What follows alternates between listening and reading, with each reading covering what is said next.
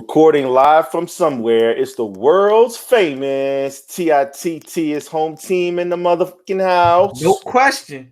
As always, it is I, Davis Backwards, and who state your name, gangsta? Philmatic 365, aka Memphis Grizzly smiling, yo. That's right, man. As always, man, giving a shout out to everybody that's out there rocking with us.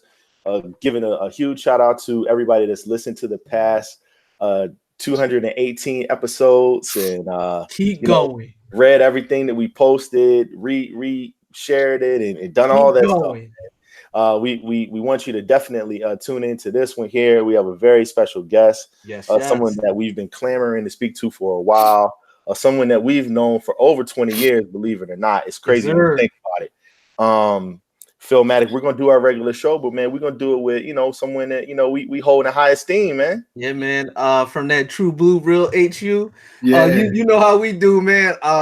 It's always great, man, when you could break bread with the real people. And I hate using that term because everybody uses it, but you have to use it when it's so fitting. You talk about genuine, you talk about authentic, you talk about actual, genuine, grown man handling his business, raising his family. That's who we got with us tonight, man. This is 20 plus years in the making right here. And let me just say, I've been saying it quietly, but I'm gonna say it loudly, man. Talk to him. We about to talk to the future mayor of the district of. Hey, man, let's get it, man. So I'm just putting that in the atmosphere, man. But yeah, without any further ado, Philmatic, who are we speaking to tonight, man? Ladies and gentlemen, we're speaking to none other Mr. Silas Grant, man. Let's go. What's happening? What's going on, guys? Hey, nothing much, man. Chilling, man. How you? To talk to you, man. What's going on with you? Man, all is well in the world for me, man. I've just been transitioning over the last couple of months, man. Got a newborn daughter. My wife and I were. Thank you, guys, man. Blessed to have her come into our lives, man. So day in and day out for the last couple of weeks, I've been at home with her, just bonding, and that's been the primary source of my energy and entertainment throughout the day, man. As it should be, man. I always love to hear that, man. I always not saying that our sons are less important, but it's something special about having a baby girl, man. So definitely salute. I mean, I know she got a great role model, the leader. I will tell you 3 things that you have to remember. Okay. 3 things. Actually 4. Okay. Number 4. You wipe from the front to the back. Major key. Yeah. I mean, very important. Okay. Number 3, never under no circumstances be ashamed to build up her self-esteem. Never let anybody tell you, oh, you're spoiling her. No, your job is to build up her self-esteem, make her feel like there's nobody more important than her. Yeah. Number 2, always remember the lady that gave you the little lady. Always make time for your wife. Yeah. And lastly, and most important, guns, shovels, alibis. in that order, man.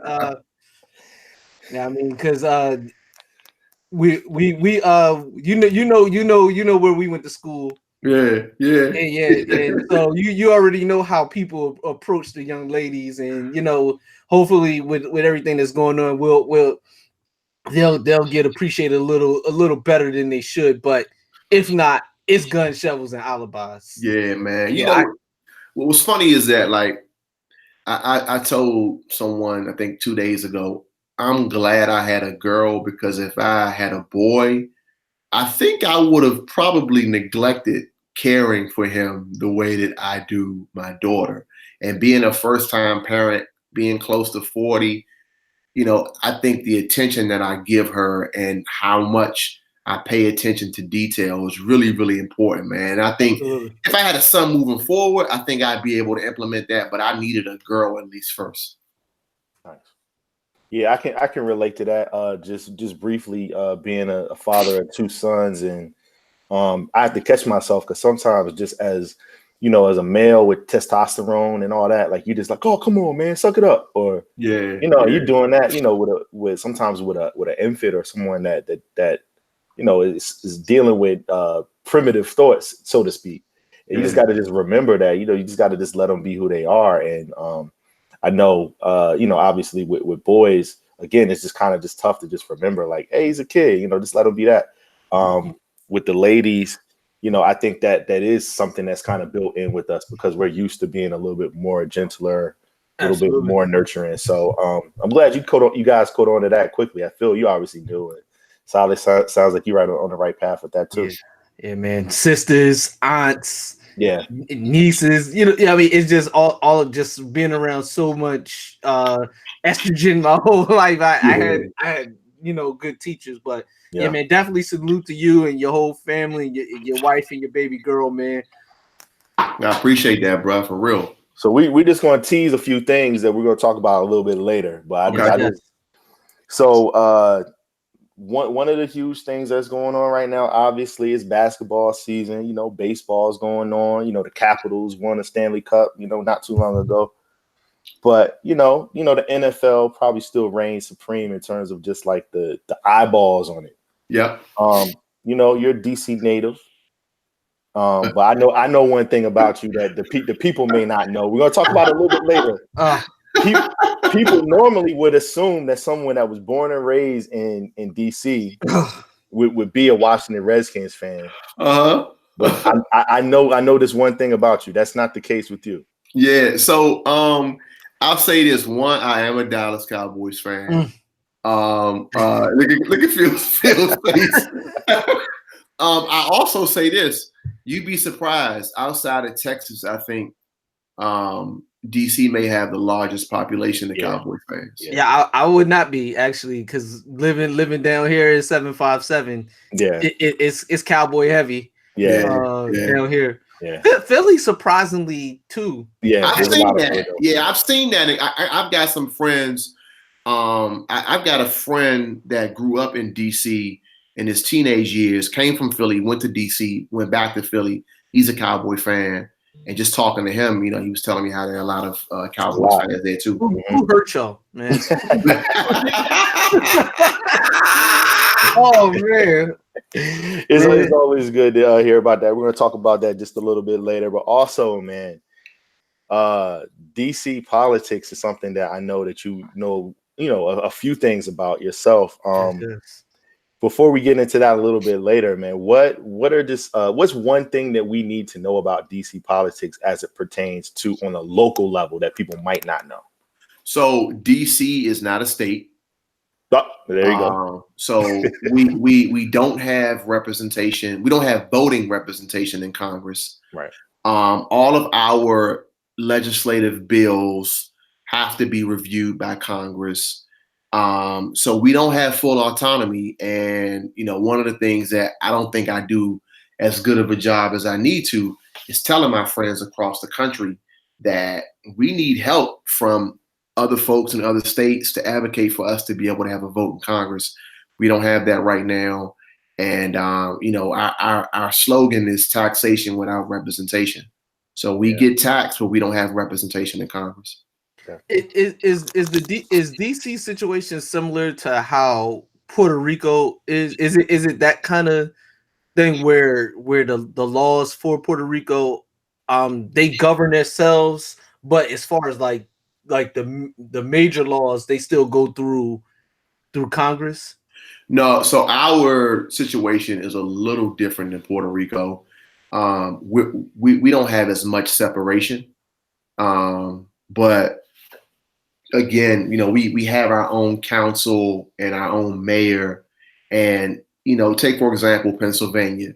You guys would have a state senator, a U.S. senator. You'd have, your local representatives, your U.S. representatives, all these different layers, right? Our city council and our mayor, like 13 council members and our one mayor, they represent all those layers. So, whereas like a state rep has like a regular job and they go up to the assembly for like 2 months, the council, they work 24/7, 7 days a week, year round. So there's a lot more responsibility that are, it's pretty much in their lap versus what you would see from an average elected official in Virginia or Pennsylvania or Texas or wherever.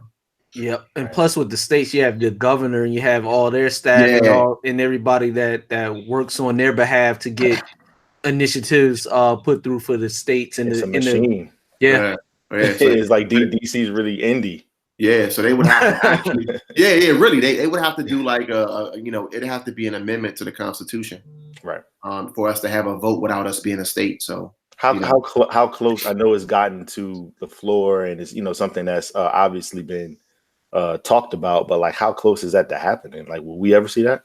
It's closer now than it's been before, but the argument has been a party line argument where if they were to give us the vote, the Republicans, because DC typically votes Democrat, the Republicans are asking for an additional voting district. I forgot what state, it may be Utah, but an additional voting district so that they offset that. Because, if you add a vote that's going to be Democrat every time, then they kind of lose down the line. So Utah would probably be the one. That would be a good one. Yeah, Karl Malone be out there, repping. But now I have a theory. Do you think that this would happen as gentrification starts to get heavier and heavier in DC? Do you think that those Republicans and they'll start to come around a little more as the complexion of the city gets lighter and lighter? I think that's a possibility, and for a couple of reasons. One, I think that the city's getting lighter and lighter, but the voting population is becoming more sophisticated, and the advocacy is becoming more sophisticated. And I think what's happening is that when you have a more sophisticated voting population with more money and more resources, they have more creativity, and they speak the language that people on the Hill want to hear, right? So, it's not just the complexion, but it's also like the sophistication of the population that we have in DC now. I'll give you one example. Back in the day, our police department didn't require college credits for officers. Now, I believe the threshold is like 60 credits that you had to have completed to be an officer. And a part of that is you've got to be able to be equipped to speak to the population you're serving. So even the service providers in the city, there's more of a requirement for them just based on, the level of sophistication that we see with our new population. That's a buzzword, ladies and gentlemen. When he says sophistication, that's actually just a better way of kind of just conveying what Phil was saying as far as lighter and lighter. Yeah. And I mean, it's really interesting when you come to the ground level in DC to see how it looks now. It's so much different than what you guys may have seen on your spring breaks going to Howard and things like that for, to hang out. Yeah. It's totally different now. Yeah. My man Capone wouldn't recognize it at all, man. At all. Hey, look, Phil. I was in Philly like maybe 3 or 4 years ago, right? And I had my bicycle with me, and I was riding around in North Philly, and I saw a loose dog. Man, I just get a kick out of riding in inner cities, right? Man, you are a brave individual. I'm from there, and hey, but go ahead. I'm sorry. Continue with the story. So I'm riding a bike, man, and I see like loose dogs, and I just see stuff that I haven't seen in DC like in 15 years, and it was like refreshing. Like, man, a loose dog, like you know what I mean? Philly's getting there. I think once Temple finishes that stadium, if that ever actually gets officially done, and it seems like it will be a done deal, you'll start to see it more. But you've already seen there's a lot of areas that were the worst of the worst that have $600,000-$700,000 homes now. Yeah. In Philly, so Well, we're going to talk about that a little bit more. Obviously, this was our introduction. Everybody, this is Silas Grant. He's going to be taking this journey on the tape with the Heat Holderz for the next couple minutes. So we appreciate him again. Thank you for rocking out with us. As always, we are recording courtesy of ourselves. We also have some affiliates we want to give a shout out to: the War Room Sports Podcast Network. Yes. Salute to them. Salute to Devin, Jimmy, B. Austin, the War Room. Salute to the Burtons as well. John Appetit, one of the best podcasters out there. TallyandTwine.com. Give a salute to Randy Williams. Recently just had a birthday. Salute to him. Yes. Black-owned business. He's watching when it comes to the fine timepieces. Definitely check out TallyandTwine.com. We also want to give a shout out to Maggie Tra, the whole Stimulate Your Soul movement that's going on. Farside.tv. Phil. Yeah, man, we're just ready to get into this conversation. Our brother DJ Rick Tease and the Turntable Institute. Definitely got to give him a shout out. Right there in Hampton Roads. You can check him out. Everything that he's got going on. DJRickG's.com. Check him out on 103 Jams. Check him out at the residencies he has around town, as well as, like Phil said, the Turntable Institute. About to start doing this concert series. They just announced one, man. Ray Ghost about to be here, yo. Yeah. Strictly respect Heat Holderz. Yeah, no, that's incredible. But yeah, Phil, since the last time we spoke, man, there's been a lot that's going on, but only one thing can be considered the most beautifulest. Talk to him, man.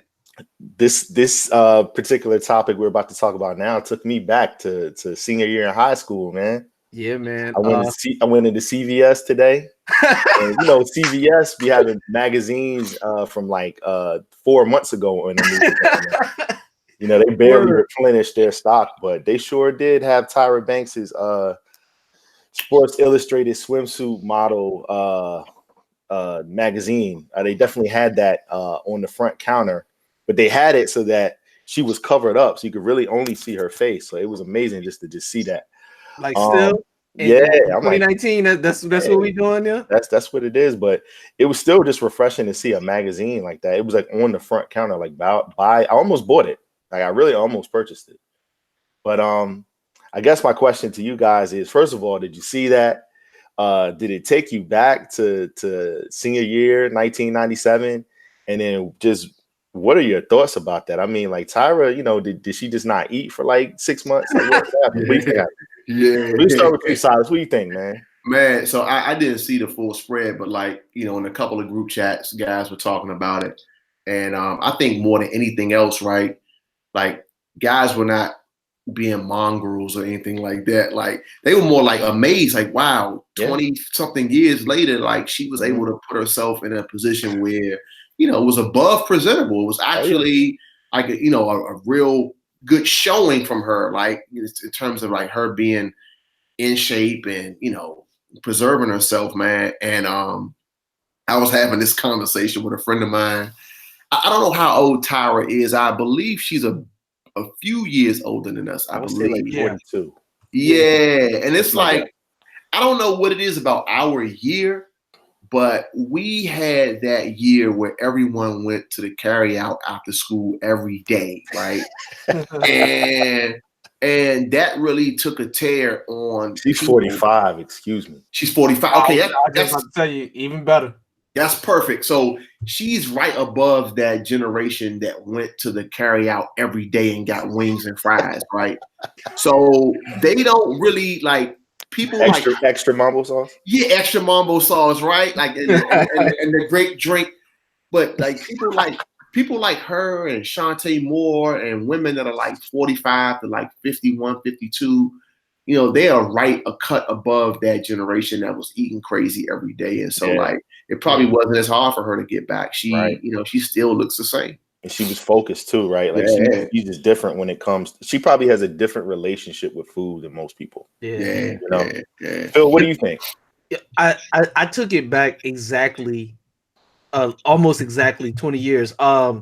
Picture it, Hampton, 1999.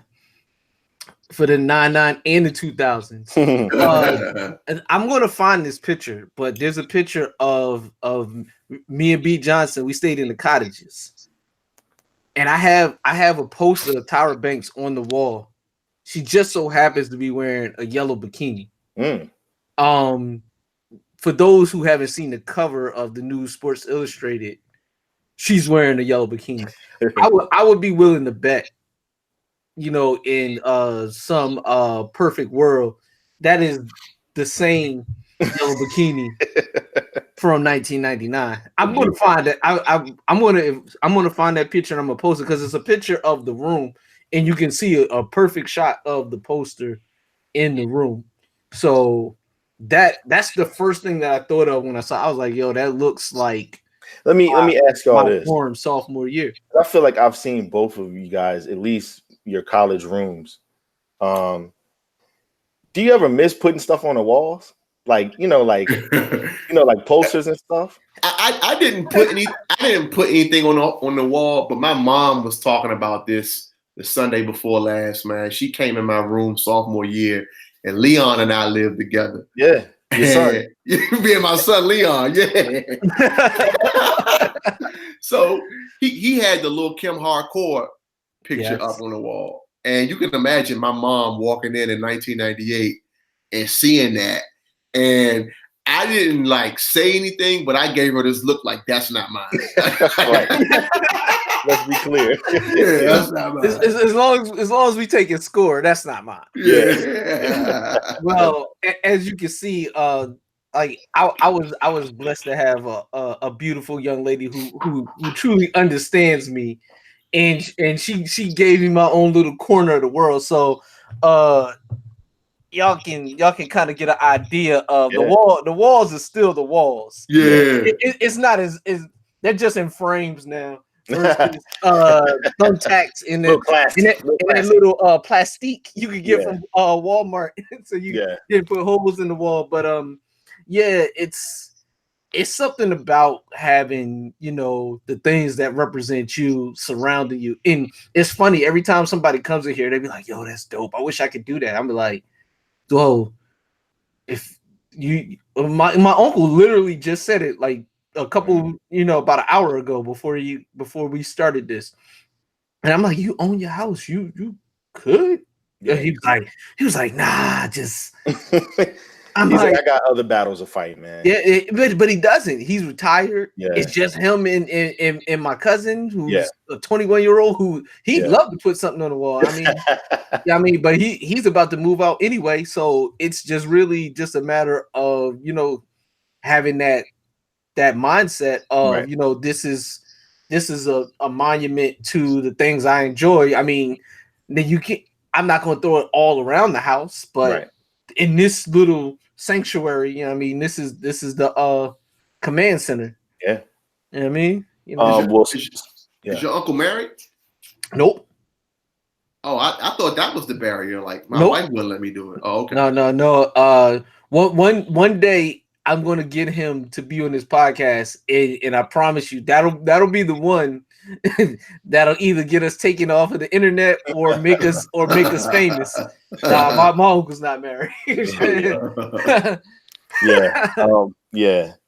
Well, salute to Tyra. Like I said, definitely there were so many facets to it besides just the visuals to it. But like both of you gentlemen said, just a testament to her determination to not only take care of herself, but to also be motivation, because I'm sure, this is obviously going to serve as an inspiration to, young ladies, all across the globe for years. How much hate do you think she's receiving right now as people that saw that remember her from Higher Learning or Fresh Prince of Bel-Air? That comes with the territory, but no, definitely, probably a lot.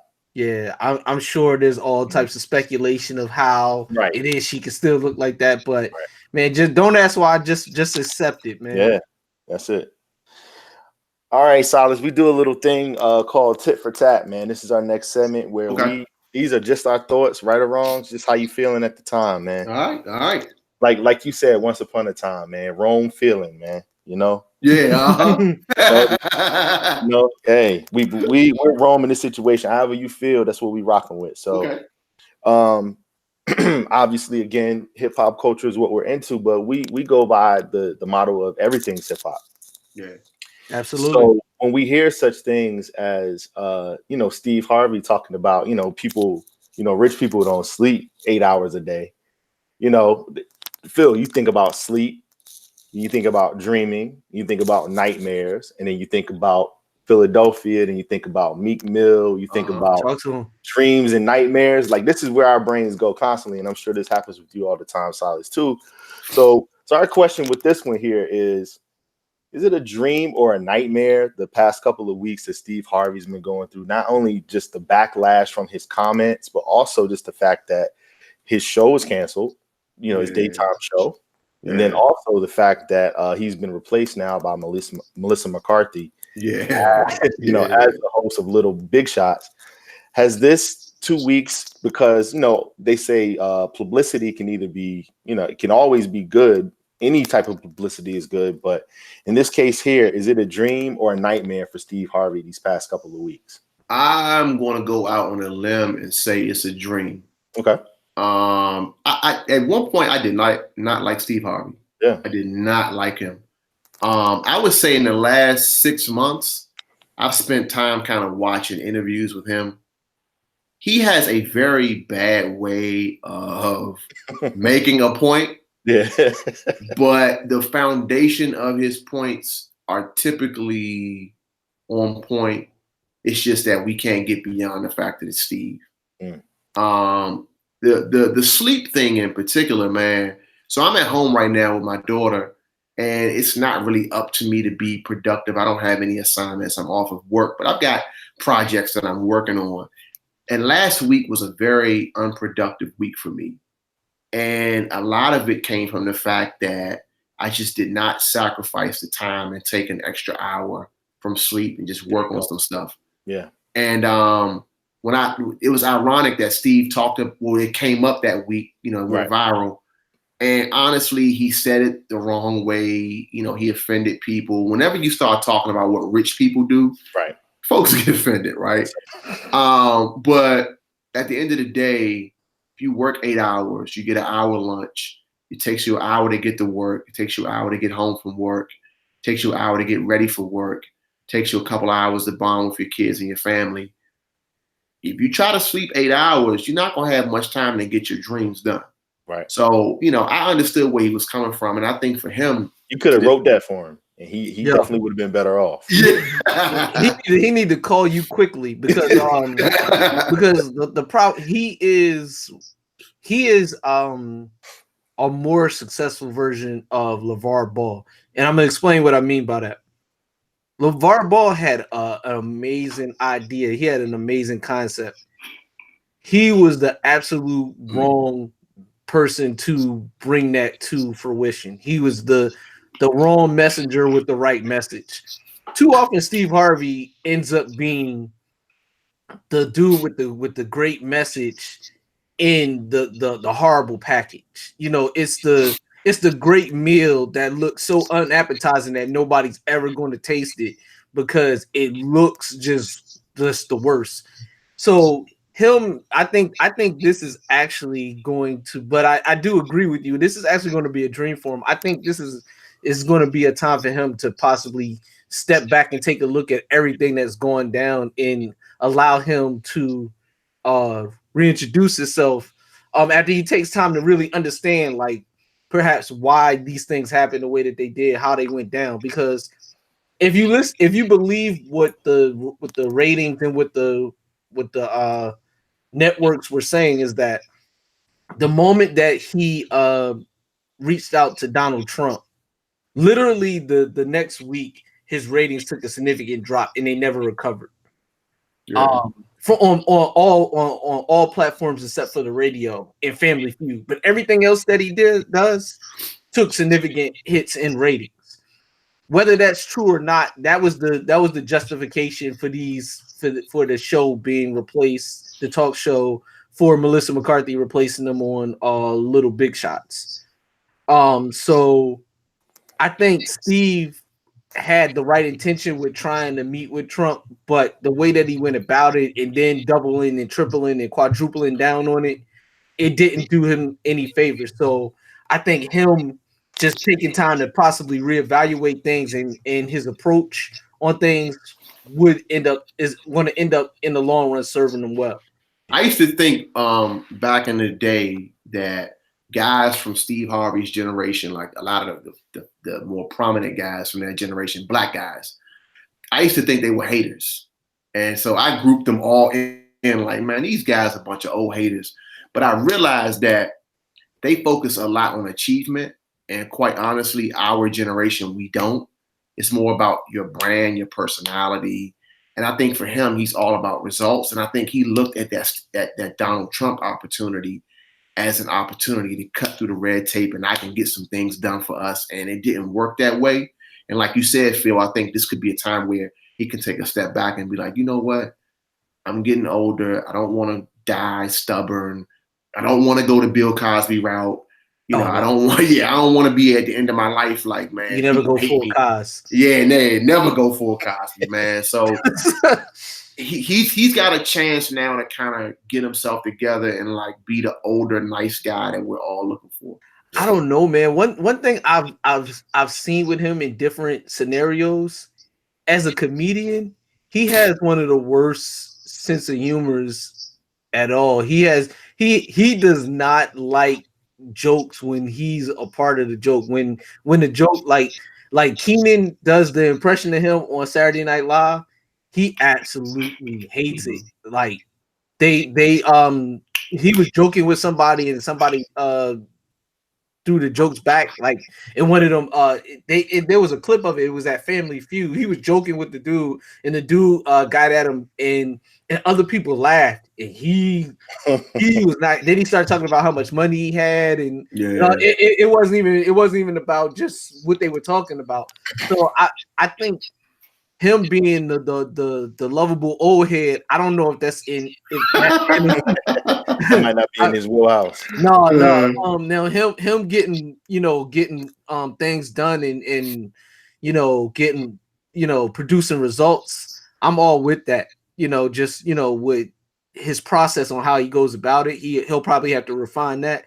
But I don't think he'll ever be that lovable guy just because he's not willing to be the person that's willing to take it as much as he gives it.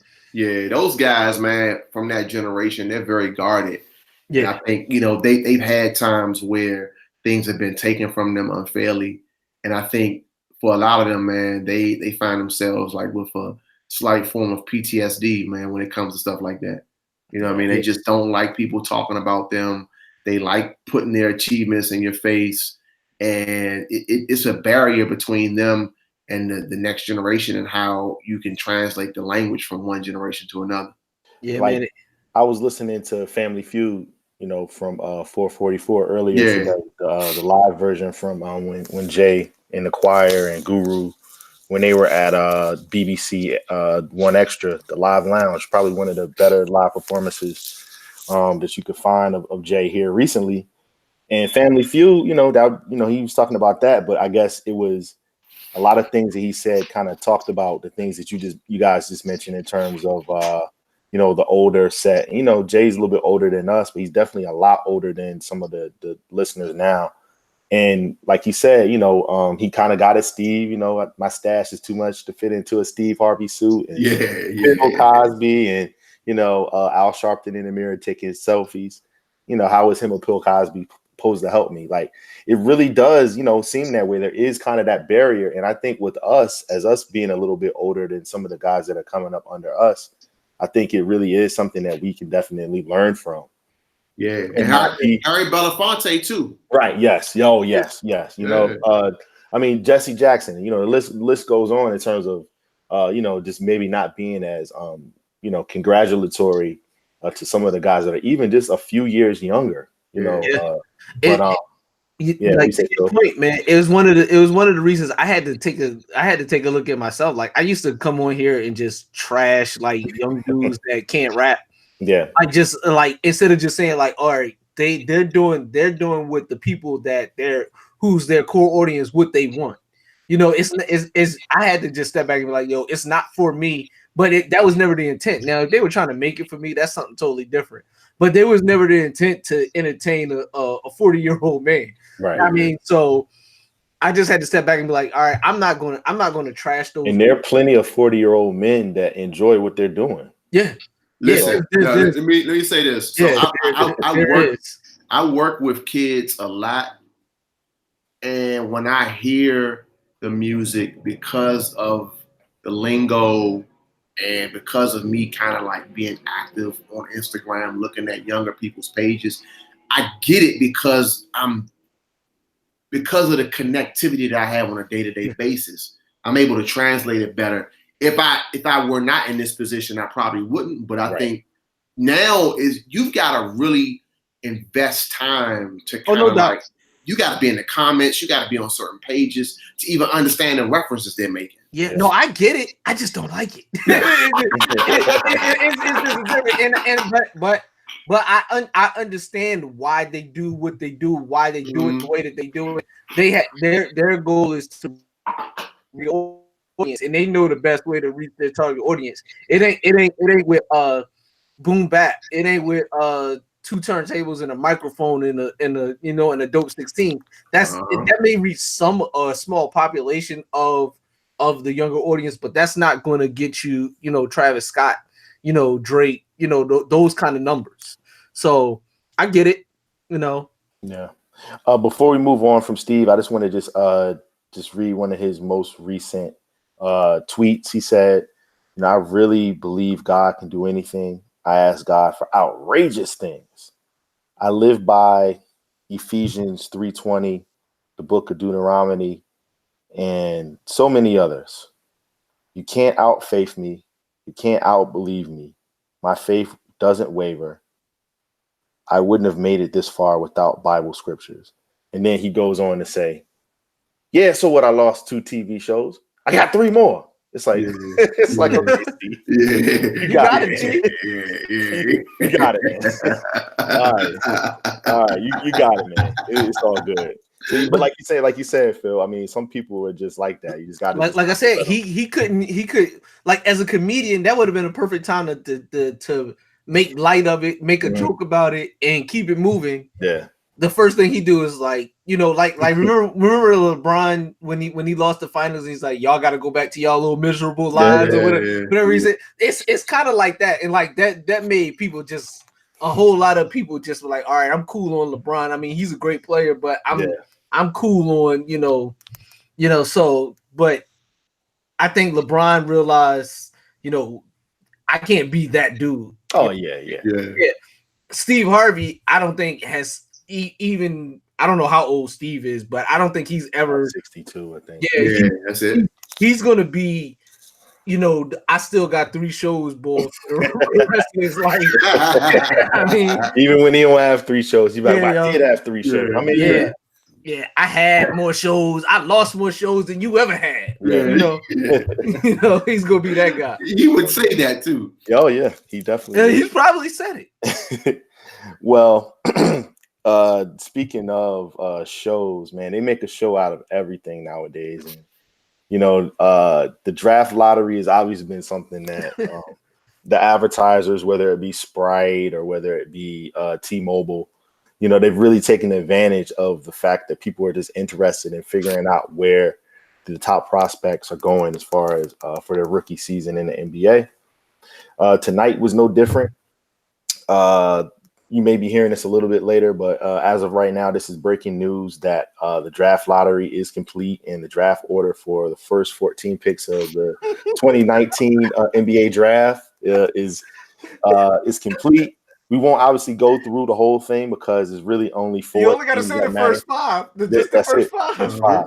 Mm-hmm. So starting at number 5, the Cavs, of course, somehow. You can't have a top 5 without the Cavs, right? When LeBron's not there. The Lakers, who, again, one of the biggest brands on earth, they just continue to just prove that, the NBA feels like they can't survive without the Lakers being good. So the Lakers are number 4. The Knicks, some people are going to say that they're the biggest losers of the lottery, just based off of the fact that people had basically penciled them into the Patrick Ewing spot of number one. Mm-hmm. Yeah, at the very least, number two. At the very least, number two. The Memphis Grizzlies, who it's funny because these two teams, when people talk about like Seattle getting the franchise back, there's three teams that they talk about. They talk about Memphis, they talk about New Orleans, and they talk about OKC. And when you look at the top two teams that are left to get, Zion or whoever's left after him, Memphis was number two. And New Orleans, with all the turmoil they have going on with their, potential Hall of Fame player one day, has the number one pick. Yeah. And, everybody pretty much knows that Zion's probably going to go number one. He's going to join Elton Brand and Kyrie Irving as the only Duke players to go number one. From historically white Duke University. We're not going to talk about that right now. You don't have to slander Duke like that. I got an ally, man. Silas, you don't hate. Yeah, I like Duke. You like Duke fan. I'm a Duke fan. I know that. I'm a Duke fan. Yeah. You like the Cowboys, so is that really who you want as your ally? Next time you talk to a UNC fan, just tell them two words. What's that? What rivalry? Watch how they react to you. That says it all. Yeah. The way that they react to you. Yeah. You know how I react? I say 5-4. That's what I say. You see that's how they want to take it. No. We're not going to go there though. No. I know we're not. But my question to you, Silas, starting with you, man, is the NBA draft lottery rigged? It could potentially be rigged, and I say that because they may be trying to do the Pelicans a favor by giving them the number one pick. It's mighty fishy, man. Exactly. When they get rid of David, Memphis too, getting that deuce. Yeah. I mean, it very well could be. I mean, it could be. I wouldn't rule it out. Now, I was about to say, Phil. The one thing I was going to ask you is, man, like if you're in New Orleans and you got Anthony Davis sitting there, much like Silas was saying, all the stuff they have going on, do you just try to just now get a free agent and just be like, look, we're bringing you two marquee players and the players that we have here, like just ride it out, or what do you trade them? You have to sit down with him and be like, yo, we literally won the lottery. We're going to get Zion. We would even take Ja Morant if that's what you want. If you tell us you just stand, you can't go down that road though. No. You listen. You have to do everything possible to keep that dude in your uniform. Because look, I'm gonna tell you. You're saying okay. Now promise me with taking this Supermax. No. Yeah, take that. Okay, sign this extension. That's what you're saying. Yeah, okay, he has to sign the extension. Okay, yeah. I'm not drafting anybody that he wants without that. There's about a 5% chance he would do that though. Yeah. But I mean, you still gotta make that offer. But to Silas' point about a potential fix, Chris Paul, back when Chris Paul could actually play basketball, he got blocked from going to the Lakers. Yeah. And he got sent back where, Vod? He got sent back to New Orleans New Orleans. And at the time, he was their franchise player. Mm-hmm. At the time, he was their only real draw to the basketball team. Yeah. They needed him to keep that franchise there, to keep any hope of getting people to visit the arena. AD is holding his breath and, turning his Smurf blue trying to get out of New Orleans right now. Yeah. So what better way, if it's just a done deal that he's going to be out of there, what better way to help ensure that seats stay filled in NOLA? They already gave him the All-Star game just off the humble over a bathroom. They had a couple. Yeah, but they gave him the Charlotte John off the because y'all messed up the bathrooms. Yeah. And they gave him one right after. And then they gave him another one right after that. But what better way than to get, the most celebrated college player since who? Shaq. Shaq, yeah. Shaq. in your jersey. Yeah. I mean, he's going to sell a ton of merchandise. He's going to be featured all over the NBA highlight reels. His games are going to be on national television all throughout the season. So that's going to bring all kinds of crazy revenue. If they can somehow manage to get a free agent and keep AD, you have to figure they're at the very worst a 7 seed in the West, which means even more revenue to the team in the city. So yeah. And then just to add on to that, Memphis, who's always a candidate to be having their bags packed and being sent to Seattle or some other, Vegas or some other city that wants an NBA team, you do them a solid and get them somebody who doesn't have the cachet that Zion has in terms of star power, but from all accounts is a phenomenal player. This could, I mean, obviously this is hyperbole that I'm using, but this could be a Kawhi / Greek Freak situation in Memphis if Ja Morant is who we think he is. Okay. I mean, so, and then the Knicks and the Lakers, they'll be fine regardless. They can suit up. But they can suit up 12. They can suit up 12 John Starks and 12 Derek Fishers, and people still gonna go see their games. Yeah, that's true. Yeah, that's true. Silas, does DC care about the Wizards? Does the Wizards care about DC? There you go. Listen, bruh. DC sports, man. I remember when the Redskins traded for Clinton Portis. And he said no less than 50 players called him, like, tell Dan Snyder, come get me next. Mm-hmm. And guys love to come to DC. They love to live in DC. They love to make money in DC.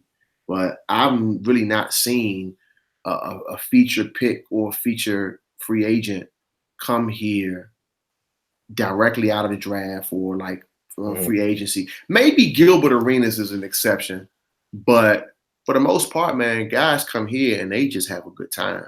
Mm-hmm. So DC, it used to be a thing with a Wizards game. That was the place to be. Halftime in the concourse. Yeah. You had on your freshest gear. Yeah. All the girls were there. Go to Clyde's afterwards. Go to, before that, it was another spot called what was that spot called before Clyde's, man? I know what you're talking about though. Anyway, it was like two names. But I mean, that's what it used to be, but now, man, this is not a Wizards town. So I had to say that people don't care about the Wizards. They gotta change the name though. I'm serious. No, I know they can't be alliteration, man. No, I know they can't be the Bullets, even though that name is fire. Yeah, it is fire. But the Wizards, like, it almost felt like they were trying to, like, what WWE tends to do, they go in cycles and they realize that they want to start with the youth, so they dumb down their product, they make it kid friendly, they make John Cena basically a cartoon character, and the whole show becomes PG-13 until those kids that are 7, 8, 9 become 16, 17, 18, and then the product ramps up, and then it rinse and repeat. It felt like the Wizards tried to do that. It felt like they tried to appeal almost like you would with a Ronald McDonald or Mickey Mouse, and it just never took off. And now you have a whole area, not just a city, because that team is, Northern Virginia, it's Maryland, it's, for all intents and purposes, is Baltimore.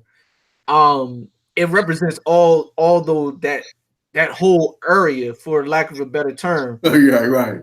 And it's not doing the area justice, dog. It's let me say this, right? And I'm gonna use Philly again as an example for this.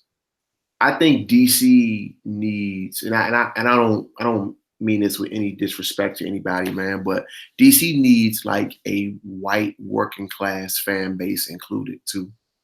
Like, we've got a very high end Black community that lives out in Maryland that goes to the games, a very high-end white community, a very high-end Asian community. And these are people that can spend $100 a piece on a ticket to FedEx to see the Redskins, to see the Wizards at Capital One Arena. We don't really have any hard-nosed, hard-working white or blacks that go to these games, man. And you look at Baltimore, you look at Philly, and you go up the East Coast, man, on 95, those cities, man, have hard-nosed, working-class people, and they're black and they're white, and they go hard, and you can feel the energy from the crowd. You don't feel that in the Capital One Arena. Right. I don't think they've ever given. I don't think they've. When was the last time that? When Jordan was there, like where you just felt like when Gilbert, like he mentioned, when Gilbert was no.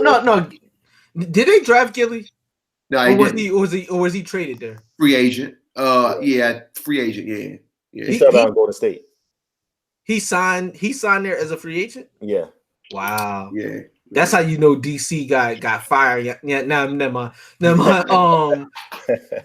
It couldn't have been for basketball purposes. Like Gil was an anomaly, man. Gil, you could see Gil walking down the street. Gil would go to the basketball games in the summer, like in the hood, show up by himself. He loved the atmosphere. Yeah.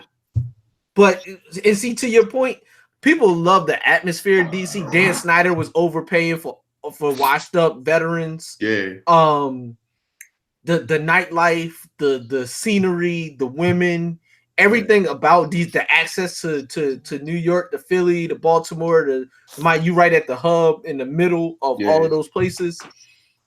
But very few people come there for basketball reasons. For basketball. Even the people that are from there, like if you told most people you could play for your hometown, most of them, you could be the main man and you could get super maxed out to play for your hometown. Most dudes would jump at that chance. Mark my words. Kevin Durant will never play for the Lakers. I know. That dude led me exactly what I was going to. He's never going to. But if you told Dame Lillard, yo, Clay's out of here. Somehow, some way, you can get super max and you could be in Oakland. He's going. Right. He's going. No question. DC is so small. It's a different animal when you're Kevin Durant and you've got to be responsible for dishing out tickets to 41 games. It's a different animal, man. Like, you know, I buy it. Yeah, when you come to DC and you're from DC, you can feel when that person's in town. That's how small the city is. You can feel it. You know, like if Kevin showed up at a party last night, the word is out before the night is over. He was in the club last night. You know what I mean? Like, it's just it's a lot of pressure for guys that are from here. No, I get it, and I'm telling you, most dudes should probably never even play in their hometown for all the reasons you're mentioning. But all of them would jump at the chance, except for that area. I personally don't understand why. I mean, you give me some great reasons, but I've never understood what it was about the area where the sports it just can't quite curl. Like I mean the last time was what, 91 Washington? Redskins, Redskins 91. Caps. Capitals. Caps. But again, that's a caveat, right? We're not really talking about hockey. And side note, the Wizards should have been the Nationals. If y'all were the Nationals, y'all would be. if the Wizards were the Nationals, y'all would have played in the NBA Finals at least once already. I could see that being the name of the team. The only thing that kind of strikes me as very similar to the Generals with the Globetrotters. So we would have been like second every time. Right. I don't know. Man, I didn't. And then there was also the Syracuse Nationals that became the Warriors. That became the Sixers. They became the Sixers, the Nationals. Yeah, but man, I mean, there's been names that have been recycled before, you know. Yeah. Silas, what's the best sporting event to go to in DC? Is it a club night? Is it the Wizards on Friday or Saturday night? Is it business person special at Nationals Ballpark? Is it Monday Night Football at FedEx or Howard Homecoming? You said the club? That's a sport. That's a sport for some people. Yeah, that's probably that's the fifth major sport in DC. It is. And I don't know if you guys are familiar with Rose Bar Mondays, but Rome has told me, man. Yeah, Rose Bar Mondays. 5 deep. John Wall squad definitely runs that. Yeah, when John Wall was injured, he found a way to get the Rose Bar. They made a jersey. Like they took the Wizards name off the jersey and put Rose Bar on it and put Wall on the back of it. So yeah, Rose Bar Mondays is probably top sporting event in DC right now. That's a different type of Wall. That's a different type of Hall of Fame. Yeah, it's a different type of Hall of Fame. It's definitely where John Wall is home court. Yeah. Hey, Vi, you would know much better than me. The year John Wall was drafted, who else could the Wizards could have possibly had instead of John Wall? Damian Lillard at 6. Wow. He was in the draft with John Wall? Yeah. Anybody else? That's equal or better than him? Not better than Dame. No, I'm saying like to compare it to like John Wall. Is there somebody like that? Anybody else you could have built around? That's the one. Okay. I just don't think that when we have those discussions about who the Wizards or Redskins could have picked, any guy that they could have picked, that person would have either left or they would have been a bust here. Yeah. Right. Fair. It's just it's inevitable, man. This life eats you alive. It's something. There's a reason. Yeah, there's a reason. There's something up there. I mean, like people either roll out but like even like it just seems like to me like the people that y'all get. Like Bryce Harper was MVP of the league. He rolled the first chance he could. Yep. Again,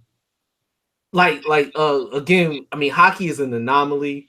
It's really, I mean, it is they represent Washington DC, but it's not like the three core sports. But because we are not a hockey town. Trust me, we watched Game 7 outside of the Capital One Arena, and it was guys like, yeah, man, it's about to be the fourth quarter. It's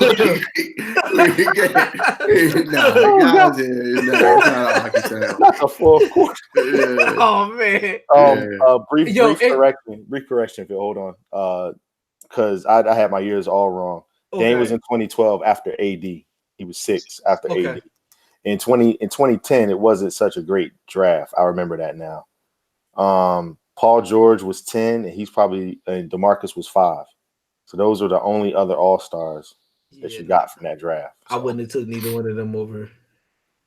Yeah, and Paul George definitely could.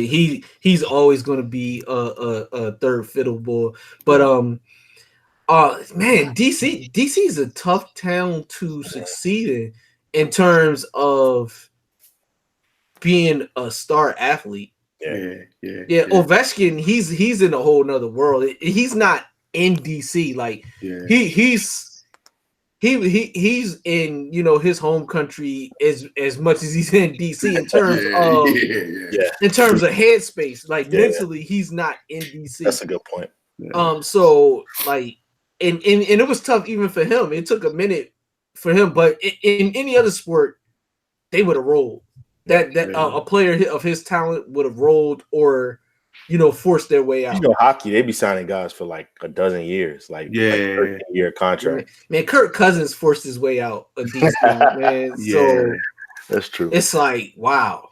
Well, we want to definitely give a shout out to everybody out there, especially Zion. Looks like he is probably going to be going to New Orleans. What school did he go to? Historically white Duke University. Hey man, what rivalry? That's all I gotta say. What rivalry? That's forever how how they say the Ohio University is going to be the historical. I don't care about the academics or the lacrosse. It's basketball. Man. Oh man, that's the title from now on, yo. We want to give a shout out. Please say the baby. We're gonna give a shout out to Diamond D. His Dime Piece 2 is out. All digital streaming platforms. Please check him out. Legend in his own right. DITC. Absolutely. Legend. Also, for those, if Logic is your cup of tea, I mean, he is DMV. He's definitely from Gaithersburg, I think, Maryland. If you're into Logic, if that's your cup of tea, he definitely can rap. He's got a new joint that's out right now.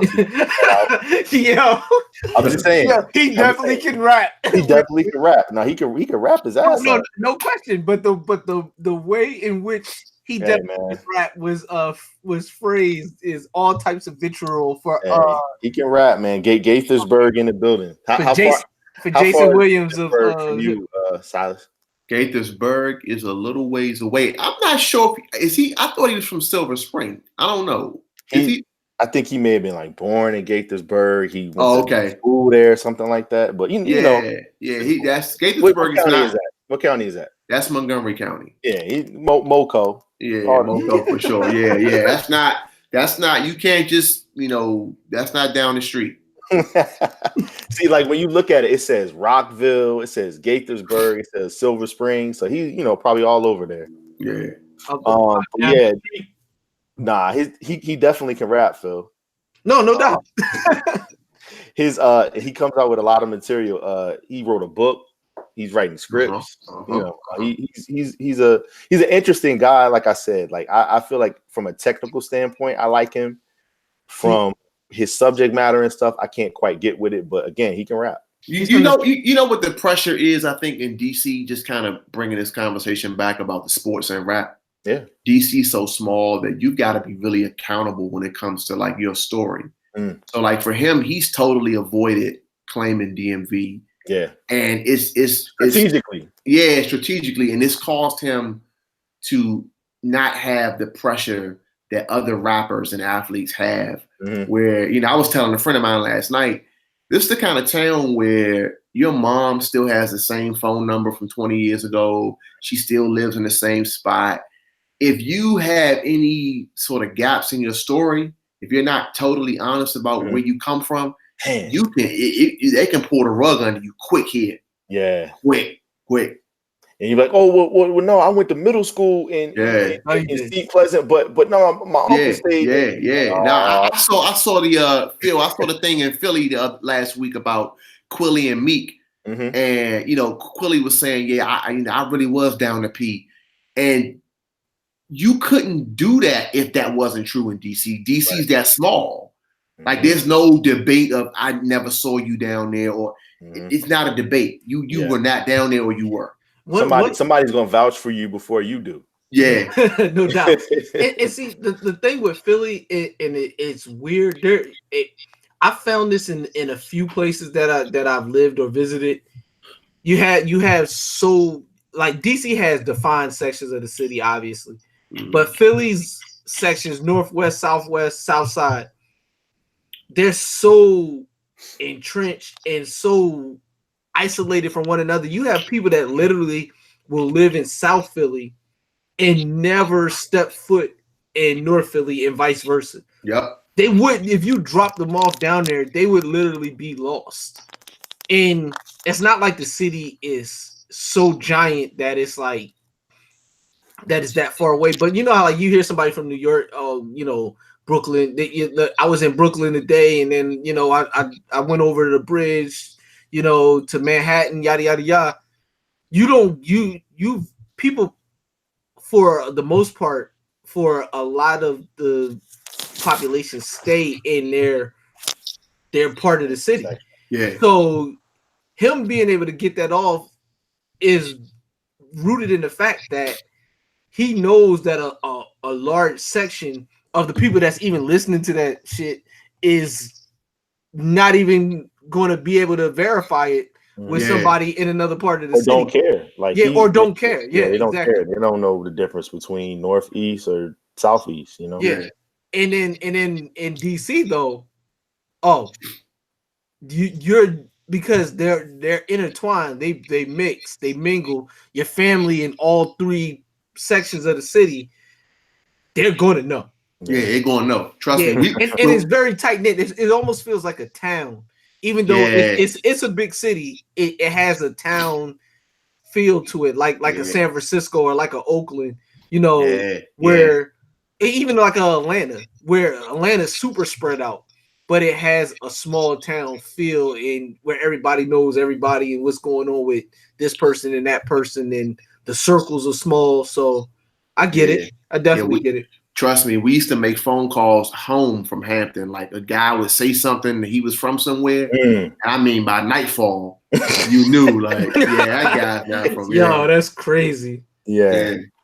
Confessions of a Dangerous Mind is what Logic has out now. So, man, salute to him. He can rap. Speaking of others that can rap, he's from the Bret Hart school of rap. Technically superior, just dull. RJ Payne, man, he again, we talked about him last episode, as we always do. He's cooking up with Black Soprano Family.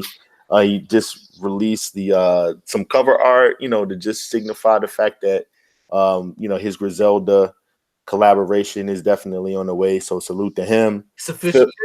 Yeah, Phil, you know King Shamps is on his way too, right? Oh yeah, Road to Peru, all signs, all maps. Yeah. All arrows in that way. Yeah, man. Yeah. I talked to the kid. Like, I don't. You know him. You know he's not shy at all about his skill level and his talent. I don't even think he knows how good he is. Yeah. Just from the strength of a technical standpoint, like, he's one of those dudes that can do everything rap wise. It's just a matter if he wants to or not. Yeah. So I'm looking forward. We're gonna get him on. He's like one of them dudes you got another Cowboys fan. Yeah. So he's from Philly. Incorrigible. Yeah. He's like one of them racehorses in the block, man. You just gotta let him go, and then he's off and he's unstoppable. Yeah. So we gonna get him on here, and we probably just gotta sit back and just every now and then just make sure the tape recording. Man, shout out to my little big bro, man. Love you, boy, but I ain't gonna keep sweating you. We know you nice, and we just gonna wait for the music and let it speak for itself. Yes, sir. So before we flip the tape, we get to the other side, man. We want to give a salute to one of our guys. He's been putting in some major work in DC and the area itself, and really just worldwide now, man. He's national with it, international with it. A guy that came up with us at Hampton University, man. Salute to Killer Cow. Yeah, man. Tremendously proud of him. Silas, just for a minute, man. Just talk about. I mean, he was a guy that we saw by your side everywhere, in college. And you knew that he had this talent back then, didn't you? Man, listen, two things that Cal had, man. Cal had this connectivity personality, man, and just bring people together. And Cal had this energy that was just, everybody was attracted to him. Infectious. Right? That's exactly it. Infectious, man. I remember so at the time there was a real underground type of go-go circuit happening in Hampton, right? Yeah. Where, like, the way that guys from up north would be DJs and rappers, there were like bands at ODU and Norfolk State and Hampton, right? And I remember going to a show with this band that was called Underground. And Dave and I were like, yo, Cal's going to be in that band. Mm-hmm. And the next thing you know, he was in the band. And then, if you guys are familiar with go-go, they're like 3 to 4 mics. And the guy who runs the band is called the lead mic. And we were like, man, Cal's going to be the lead mic of that band. And everything that we said, we could just see it happening. And he's never been a guy who's been pushy. He's never been a guy to, like, really politic for himself. People just magically get out of the way and let him assert himself into the position. And I'm going to tell you something. In go-go history, Kyle is already like one of the greatest. That's amazing. Like, really, bro. I mean, there are legends that I've seen on record. Like, yo, if I had to start a band, one of my frontline guys has to be Killer Cow. These are like legendary people in the game that have been like, yeah, give me Cow, man. So that's huge. I remember riding around with him, man, listening to music and just seeing how he loved the music. But then the other part, he was a mass media major. So like he understood like microphones and like sound and enunciation. And that's the part that he brought to the game, man, on a local level. And then when he started rapping, it's just like a double-edged sword, man. He can kill you either way. And it's culturally in go-go, the second mic is normally the rapper. And you have some rappers who would take rhymes from like other rappers.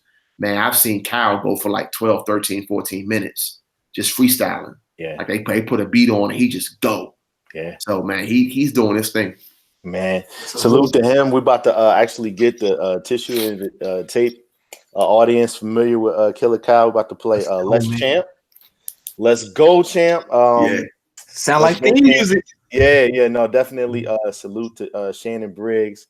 You know, they have a nice little relationship, and this song here, Let's Go, Champ, really gives you Shannon's story. Anybody that's not familiar with him, you listen to this joint, you'd be very familiar. Salute to Cal. Let's go. This is where I'm went on the post edit. You hear song. All right, so man, yeah, that was Killer Cow. Let's go, champ. The Shannon Briggs story. Definitely one that, like I said, if you didn't know Shannon Briggs before that, you know it now. You can also check out Killer Cow on all social media. Man, we gotta get Cow on here, man. Yeah, definitely. Yeah, you know what? I'm gonna hit Cow tonight and tell him I was on here. And like, yo, you gotta get on here and talk to these guys, man. Would love to speak to him, and you know, that's just a whole nother culture of music, and then just overall just blackness that I'll say that we're definitely interested. And it's a supremely underrated part of Black music, just music in general, music in terms of overlooked and underappreciated. What are y'all doing there, man? Y'all got these supremely talented artists and athletes. You gotta get these people out to the world, man. Yeah, man. Y'all. Yeah, man. It's mumbo sauce to yourself. Yeah. Go to yourself. Yeah. I mean, KD had to run up out of there. No, I'm talking man. I don't know, man. And people know about the music form. Pusha T was in a show just like 4 weeks ago, and he put it on his IG Snap. And one of the guys that like advises his career is from DC, a good friend of mine. And he took him to the show. Pharrell has been to a show before. There's a YouTube clip of him in the show losing his mind. I mean, the musicality alone, you can't sit still, man. If you're a musician, especially, you can't front on. Yeah, that's the one thing about go-go. I think more than anything, it really does like jazz in a sense, like it just sticks to you and like it just really gets in. Are you guys familiar with the Don't Mute DC thing that was happening like the last couple of weeks? We want to talk to you about that. Yeah, man, that was a big thing, man. Yeah, like what? So we saw the pictures and we saw the videos and whatnot, but like talk us through that. Like what happened? So there's a telecommunications store at 7th and Florida Avenue, like right at the bottom of like the Howard University area. It's probably like top 5, top 7 intersections in the city. There's a black. Go ahead. No, I was saying okay. Yeah, so there's a black guy that owns the telecommunications store. You could go in there, get your like Cricket cell phones. He's got like movies, DVDs, all that stuff, right? But he also does the T-Mobile service, and they're like the top selling T-Mobile store in the area, which a lot of people don't know. So they're not like this this frailing business trying to survive in the gentrified DC. They're popping. Gotcha. So he plays go-go music outside of the store with the speakers, and people stand there and dance, eat their food. So there was this one guy who made a complaint about the noise, and T-Mobile caught wind of it, and they tried to like cease the music. There was a petition started. It just so happened that a couple of politicians ran into the CEO of T-Mobile in DC, talked to him about, it just happened to run into him. Like, it's crazy, right? The petition had like 5 figures worth of signatures, and they had a series of like small outdoor events outside of the store. The T-Mobile CEO tweeted, "The music will not stop. You guys can keep going." And man, the people who organize these events, they just went to the max. They went to 14th and U Street, which is like probably the biggest intersection in DC. Right. They had a series of like go-go shows every other Tuesday. And last Tuesday, Backyard played. And Backyard is probably the premier band. Probably been that way for like, at least a decade, if not longer. And they estimated that it was 3,000 people. It had to be like 10,000 out. Right. Those estimates be off. Yeah, man. I mean, especially when it comes to anything that we do. Yeah, right. Bro. Yeah. Especially if it wasn't violent. Now, if violence broke out, they'd be like, it was 23 million of them out there. Yeah. So it was so crazy because they didn't really have a sound system. So the people standing maybe within 20 feet could really hear the songs. But then as they were singing, people behind them were singing because they're singing that song now. Mm-hmm. So it was like a real tribal experience. And that's dope though. Yeah, man, it was crazy. So there's been a lot of traction around like Black DC natives, man. A couple of friends of mine were able to get legislation passed, a ceremonial resolution that May 20th will be DC Natives Day every year from here on out. There's a planned festival that's going to happen in August. This between May and August, man, there just happened to be a bunch of events falling in place where like Black people are waking up like, listen, we got to have a stake in this town, man. And, between that and the Howard thing with the guy and the dog, man, people are on fire here, man. Yeah. So we talked to a up and coming MC out of DC, and he gave us a great perspective on everything going on in DC in terms of just gentrification and how it's how it looks from the inside out. You know what I mean? And how it's affecting the city and the culture in the city. Do you see that? Do you see that as well, where like the culture is under attack? Yeah, so that's really what I think gentrification is. It's not when new people move in, it's when the customs are changed. And so what you got to understand is that we've only had our own local government on an elected level for like 45 years, right? A lot of Black people came here during the March on Washington and they stayed after that. A lot of our culture is not old. Go-Go's like 45 years old. So, whereas something in New York or something in Philly or something in Baltimore, LA, it may have 100 years of like history. It's not hard to uproot something that's not really truly rooted. So it's easy to take away our customs because I know people that work in government that were in local government when we first got government. They're still working. Gotcha. Yeah. You know what I mean? So that's crazy.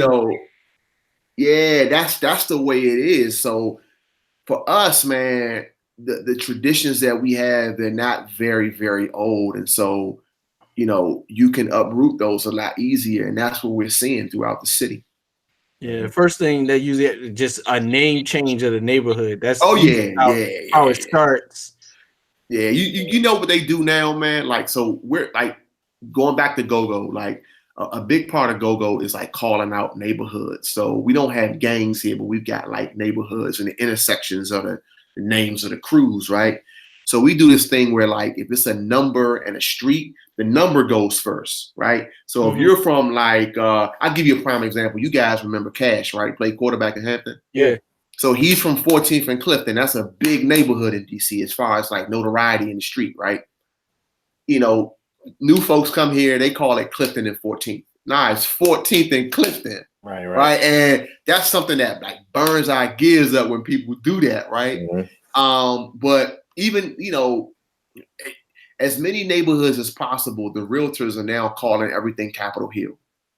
So you could be like 3-4 miles from Capitol Hill. They're selling your house as Capitol Hill. I mean, they're changing the names, they're changing the maps.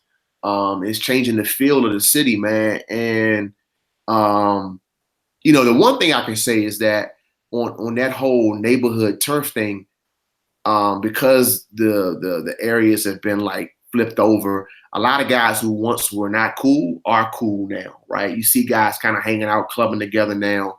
It's like a real tight-knit community now. Go-go's used to be fights every night, shootouts, all that. Yeah. You rarely see that now. People who do go out and still go to the go-go's, they're just happy to be alive and happy to be around. I've seen guys hang together that I thought would never be together. Right. So, I mean, the one thing that's happened is that this whole process has brought us closer together. That's awesome. Yeah. Anytime you can hear that, that's really, that's a light at the end of the tunnel. So that is actually what those types of jewels were the reason why we definitely wanted to talk to you, just because, again, it is one of just the more intriguing areas that we've ever been, had the privilege of going to. Like Phil will tell you, like, one of the best times we ever had was All-Star Weekend. Yeah, oh my God. 2001. Yeah, we still look at our pictures from that weekend and still be like, I don't know how hasn't DC had the All-Star game since? I cannot wait until that East Coast run again. New York, Philly, DC. That needs to happen soon. That awesome. Yo, I bet you if New York would have got Zion, All-Star game would have been in New York and it would have trickled on down. Yeah. No question. Well, all right, man. We teased a little bit, but we just want to just get into some more things. First thing I want to talk about, I guess, is you mentioned biking through the city, so we talked about that. You mentioned, just some of the talking to kids as far as community service. Just talk to us just a little bit more about that, man. Like, what's your what are some of the things that you're able to do with some of the kids that are underserved in DC? Yeah, man. So when I got back from Hampton in 2002, I started volunteering with a number of organizations. You guys know the guys from Hampton were lifting as we climb. They got really rooted in DC with the football camps and the study halls and that sort of thing. So I kind of started rocking out with them. From there, I went on to run for an elected office in DC, an advisory neighborhood commission position, which is unpaid volunteer position, but it's elected. That afforded me the opportunity to serve the neighborhood that I grew up in. Each advisory neighborhood commissioner serves approximately 2,000 residents. So that gave me an opportunity to give back. In that process, I was able to align myself with a lot of organizations that are doing work with young people, teens, young adults, that sort of thing. So I just really literally jumped into as many projects as I could since 2002. And all of that was really in the name of just trying to be somebody and to help somebody in my neighborhood, man. The guys that I grew up with, I wanted them to have somebody advocating on their behalf. I wanted them to have somebody they could touch and say, man, this is somebody working for us. And in the process, man, I've been able to work with adults, but also able to work with their kids. And, we're in a trying time right now because when I was growing up in DC, it was Chocolate City. You knew the lay of the land. Now these kids, they feel invisible. So whenever someone feels invisible and they feel inferior, the nature of their activity becomes worse and worse, man. So we're starting to see a lot of like unnecessary, petty, but yet really offensive crimes that are happening with kids, man. Kids getting into fights with adults on the trains, kids getting into violent beefs and things of that nature. For a period of time, man, the crime was down in DC. Now, man, a lot of young kids are being killed, man. And a lot of it is them, to some degree, profiling for Instagram and trying to make a name for themselves, man. So myself and like a host of other guys that I know, we've just committed our lives to trying to interact with them in any way that we can. I don't even know that we have the solutions. We just believe that we got to be visible. And what we try to do on a local level is just make giving back cool. And, we try to, make being aware of what's going on politically cool. We try to make, just being a great citizen, the cool thing to do. And we leverage as many relationships as we can in that process. And, the goal is to restore families, but specifically those Black families, man, that need restoration. Salute, man.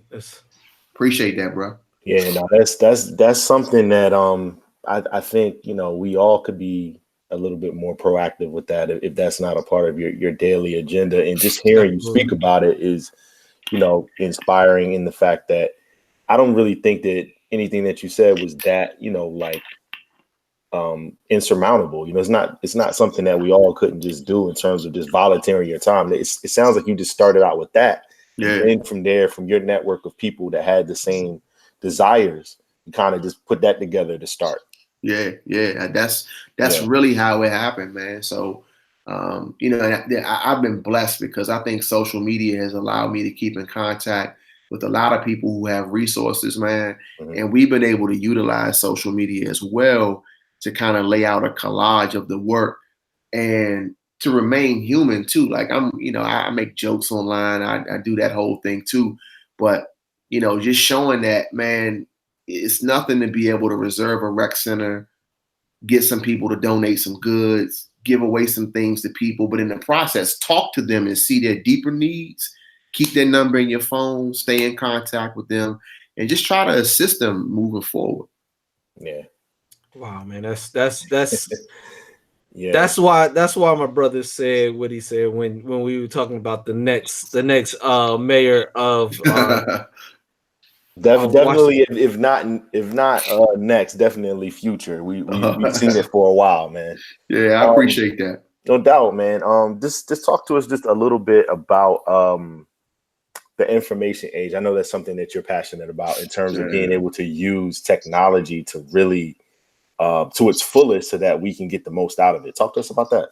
So that actually started in response to, and I hate to use this phrase, but fake news. Yeah. Long before Donald Trump coined that term, I would say going back as far as like 2009, 2010, I used to be on Facebook and people would post links that were not real and they thought they were real. Yeah. And I used to find myself in the comments in the most polite way, like, that's not a real article, right? If you go to the rest of that site, you'll see all the fake articles, right? So I started just posting articles directly from credible websites as status updates on Facebook. And then I said to myself, well, let me just build a blog and reblog timeless content that will help people. So self-development, timeless information. My goal was, if you're in the airport or in the DMV taking care of a ticket issue, or you're somewhere where you're not going to be able to move for a while, you can go to this blog, you can look at the information, you can scroll, and even if the article is 18 months old, it's still relevant if you're trying to develop as a person. So I wanted to offset the nonsense that I saw on Facebook. And that's where I kind of started the blog. And even though I don't always put the content on the blog, I've just tried to live my life online where I'm just always giving people information to help them make better decisions. So, all right. So we normally don't like to find out how the hot dogs are made, but I got to ask you, when you make your IG stories, do you already write that into a draft? And then you copy it into each particular one, or what's your process? Because you have one of the more creative ways of disseminating that. But I'm like, he can't be like just writing this and then moving on. Like, you have to be copying and pasting. I've done the copy and paste on a handful of occasions, but most of the time, Savard, I just kind of meditate on a story for a couple of days. Yeah. It's rare. If you see me post anything, it's rare that in that moment that thought came to my mind. I mean, you could tell. I mean, like, and this is a testament to you. It's very thought-provoking and you could tell that these are things that you've been pondering. It's not just like, oh man, I saw the guy on the train. Because the crazy part about it is, when you're reading it, it really takes you to another point, but then it brings you right back with like the main part of it. It's like comes like full circle. And I think that's the joy of it, because while you're reading it, you're like going along with it, and then you get to the destination, but also while you're at the destination, it takes you right back to why the original thought was pondered in the first place. Yeah. So what I've been doing, for those that are listening, man, I don't like to push myself on people. So, I tell these stories periodically on IG story, and I do it on IG stories because I feel like if you go to my IG story, that means you went to my page. That means you clicked on my story. So if you're doing that, that means the story's for you. Right. I mean, I could easily do a status on Facebook and everybody see it, but it's not for everybody. So those that really enjoy the stories, they come back, and, I just wanted to kind of separate those who need to see it from those who don't want to see it. I don't want to like bombard people with the information, but, I just tell stories about things that I've experienced, and I try to share them in a way that, is entertaining, but yet there's a message that I want to be able to send. And my biggest thing, man, I want to get people to move away from being nice to being considerate. I think we don't consider each other enough. We don't consider what the other person's going through. And my stories, a lot of times, the theme is about consideration. And that's just what I want to be able to get to, man. I was playing around with this hashtag on Facebook called, I don't want cheese with my eggs. Right. So I like scrambled eggs, but I hate cheese in my eggs. And I hate when people at restaurants assume that I want cheese in my eggs. Right.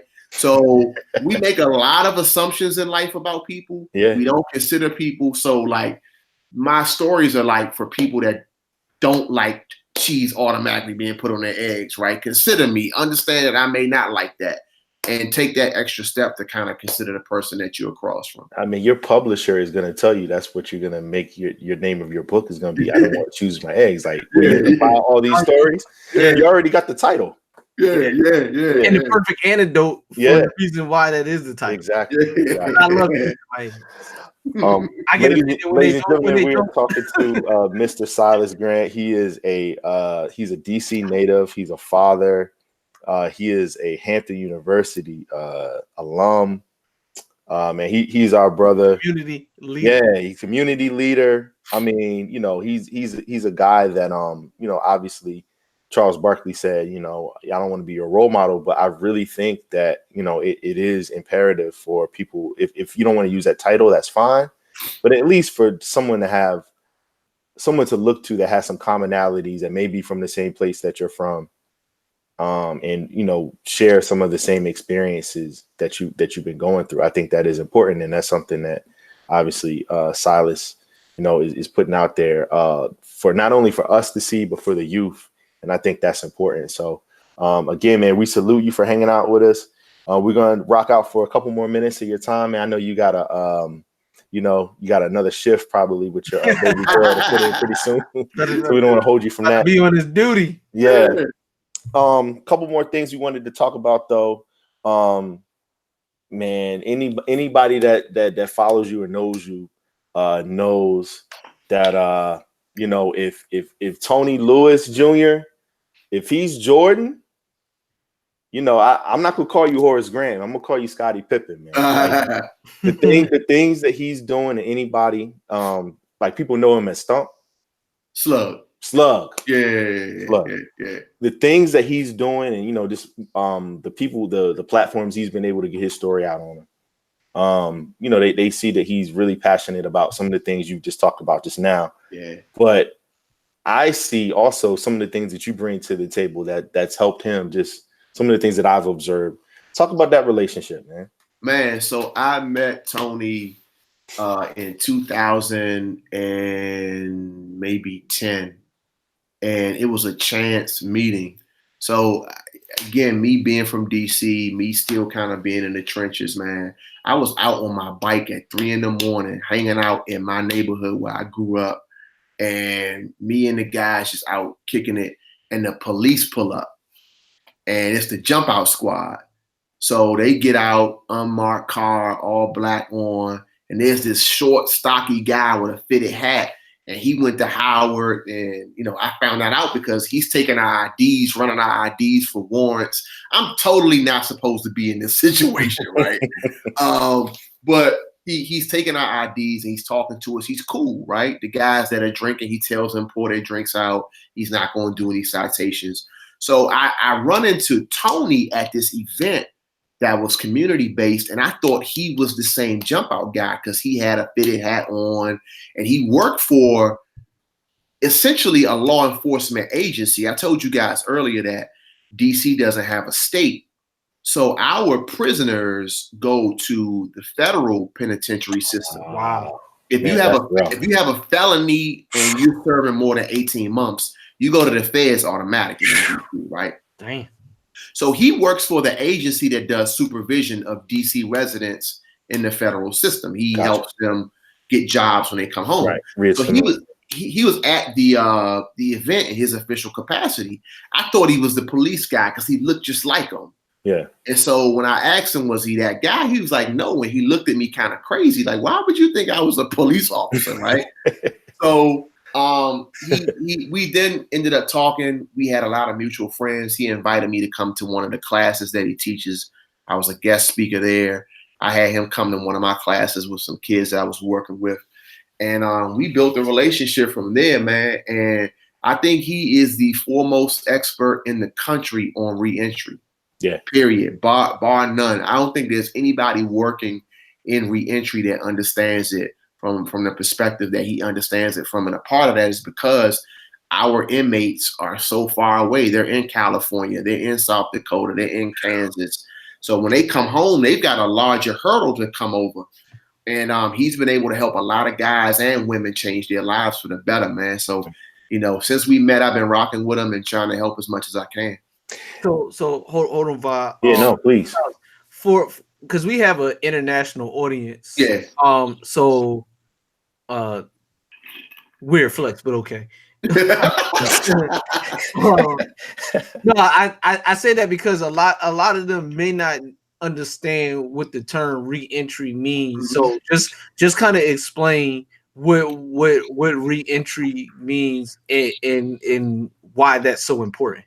So reentry is essentially the process of bringing a person who has served the sentence in prison back into society, getting them stabilized with their family, getting them stabilized with employment, and most importantly, trying to avoid recidivism, which is them going back to prison. Right. And so there's so many elements that have to be addressed when an individual comes home from prison. There's a psychological piece that goes along with it. There's a spiritual piece that goes along with it.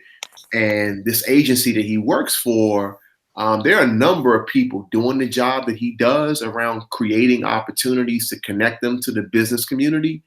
But because of his personal story with a lot of family members of his being in prison, and with his dedication to just becoming, this expert in what it takes to have folks reenter, he's just become like this unstoppable force, man. He's been on CNN, The Breakfast Club, Hot 97, at the Aspen Institute. Man, he's just been able to, amass a large amount of like invitations to like large events and outlets. He's written a book called Slug, Boy's Life in the Age of Mass Incarceration, which talks about his life, but loosely talks about the lives of a lot of boys who grew up in major cities in the 80s and 90s and what it took to kind of survive that period. So, when he and I connected, man, we just stayed connected. We've done a number of events together. The biggest event that we started with was a March for Peace, which was in response to a shooting of a white person at North Capitol in Florida, which is like a major intersection in DC. And we felt that the response was different for that than any of the other shootings that had taken place. And we just wanted to show people that, Black people care about the response to violence and how we resolve those issues. So we did a number of like peace walks, and we've been able to organize a lot of other violence interrupters throughout the city. And, I think one of the things that we're both most proud of is that we're now mentoring young guys in their 20s who want to be activists as well. So that's the biggest takeaway from the whole relationship. Yeah. One of the largest stories, unfortunately, of 2019 actually touches on the re-entry. And it ended up someone doing an act of kindness with someone that was trying to re-enter society. And the tragic, thing that happened with Nipsey Hussle. You mentioning that, and just having people that care about people that are coming home. The story goes that Nipsey was literally meeting his friend, and he didn't see it as being something of a scheduled appointment or something where he needed security, because he was just literally just trying to get his friend back on his feet so that he could do the things he needed to do in terms of seeing his family, in a certain way. And I think what you're speaking about in terms of reentry is something that it is very neglected, because people just think that you just come home and then, that's it. But it's just, you start off and everything's all good. Yeah, you got to get off on the right foot. And like you said, the work that, he's been doing, along with, just talking to not the so young youth, but the ones that are in their 20s that still have their whole life ahead of them. And some of them are already parents, so it's just a matter of just really just breaking that cycle. And, let me say this about the Nipsey thing too, right? I've thought about this a lot. I've not said this to anyone, so you guys are like the first people that I'm really verbally saying this to. Yeah. I don't think, outside of old age, I don't think there's any other way that Nipsey would have wanted to die. Wow. And here's the thing, right? We all, those of us who are engaged in our old neighborhoods, like, I've got guys that are in the streets that'll call me any time of day or night, like, yo, come outside, I need to talk. I've had guys tell me, man, I'm getting ready to go put work in. Can you talk me out of it? Yeah, I'm taking the risk standing outside at 1 a.m. with this guy. But if I lose my life doing that, then that's just what it has to be. Right. And I know I'm doing the right thing by trying to intervene. And if it takes Nipsey getting out of his bed to go get a shirt or two for a guy that just got 25 years, just came home, man, I don't think he would have rather died no other way other than old age. Hey, man, listen, that's a great way to look at it. We've talked about it. We definitely dedicated a large portion of time talking about it once the dust settled and everything. But no, that's a great way to put it. Yeah, I can agree just from what we know, and just just that selflessness that the act took to just even do it. That's probably right, definitely. Again, man, just bars, just in a different way, Phil. Hey, man, bars is bars, man. Bars are bars. All right, Silas, before we head to the end of the show, man, we actually wanted to talk to you about one more thing. Okay. And then we're going to actually play another song. This song, though, we're going to play before we talk about that one more thing with you. It's from Shelly the MC. Mm-hmm. This came out a couple years ago. It was a fan favorite, a hometown favorite in DC. Mm-hmm. This joint is called Northeast, baby. And her energy, if anybody's, we're going to post a link. If anybody's able to watch this video, her energy in this video is exactly what you want somebody to look like when they're talking about their hometown. Yeah. Hey, listen, real quick, man. Yeah. There's a guy, his name is I Am Northeast. He's a rapper. Okay. He's got a mixtape called Public Housing. And I'm telling you, he's talking that real DC Northeast talk, man. Okay. So you check him out when you get a chance. Trust me. Yeah. For those that don't know, I know Southeast DC gets a lot of publicity, and that's the Northeast is Just don't be fooled, ladies and gentlemen. You want to keep your head on the swivel everywhere, but everywhere. But no, Shelly the MC, Philmatic. Let's get into it. Let's go.